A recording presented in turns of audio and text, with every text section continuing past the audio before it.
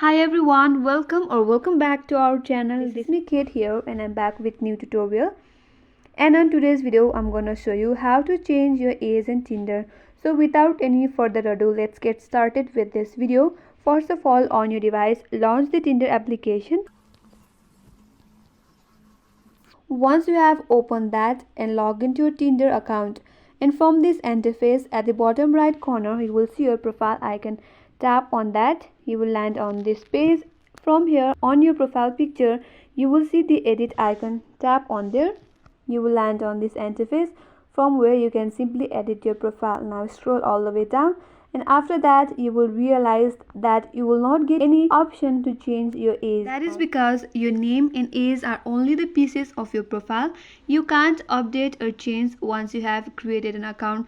That means we cannot simply change our age in Tinder. But to change your age in Tinder, we get an option to delete the Tinder account. After we delete our Tinder account and then create a new account with the correct age, then we will be able to change the age on Tinder application.